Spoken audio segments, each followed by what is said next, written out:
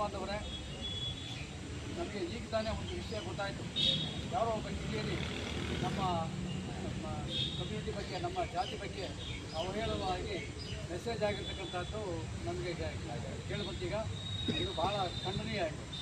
ಈತ ಯಾರು ಅಂತ ಸರಿಯಾಗಿ ಗೊತ್ತಿಲ್ಲ. ಅದಕ್ಕೆ ನಮ್ಮ ಇನ್ಸ್ಪೆಕ್ಟರ್ ಒಂದು ಕಂಪ್ಲೇಂಟನ್ನು ಕೊಟ್ಬಿಟ್ಟು ಈತ ಯಾರು ಅಂತ ಆತನ ಗುರುತಿಸಿ ಆತನ ಇಲ್ಲಿ ಕರೆಸಬೇಕು ಅಂತೇಳಿ ಅವರಿಗೆ ನಾವು ನಮ್ಮ ಕಮ್ಯುನಿಟಿ ಪರವಾಗಿ ಒತ್ತಾಯ ಮಾಡ್ತಾಯಿದ್ದೇವೆ. ಮತ್ತು ಅವರ ವಿರುದ್ಧವಾಗಿ ಕೊಡ್ತಕ್ಕಂಥ ಈ ಒಂದು ಫಿರ್ಯಾದನ್ನು ಏನು ಕೊಡ್ತಾ ಇದ್ದೀವಿ, ಇದನ್ನು ಸಹ ಭಾಳ ತಾವು ಪರಿಶೀಲನೆ ಮಾಡಿ ಆತನ ಮೇಲೆ ಒಂದು ಶಿಸ್ತು ಕ್ರಮವನ್ನು ತೆಗೆದುಕೊಳ್ಳೋಕ್ಕೆ, ಸೂಕ್ತ ಕ್ರಮವನ್ನು ತೆಗೆದುಕೊಳ್ಳೋಕ್ಕೆ ಆದಷ್ಟು ಬೇಗ ತಾವು ಕ್ರಮ ತೆಗೆದುಕೊಳ್ತೀವಿ ಅಂತ ನಮಗಂತೂ ನಂಬಿಕೆ ಇದೆ.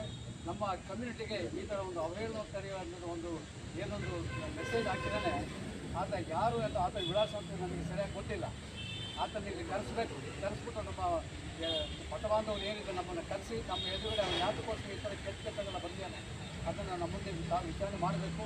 ಇದರ ಮೇಲೆ ಸಂಪೂರ್ಣವಾಗಿ ಶಿಸ್ತು ಕ್ರಮವನ್ನು ತೆಗೆದುಕೊಳ್ಳೋಕ್ಕೆ ಸಹಕಾರ ಕೊಡ್ತೀವಿ ಅಂತೇಳಿ ನಿಮಗೆ ಒಂದು ಫಿರ್ಯಾದನ್ನು ಈ ದಿವಸ ಕೊಡ್ತಾ ಇದ್ದೇವೆ.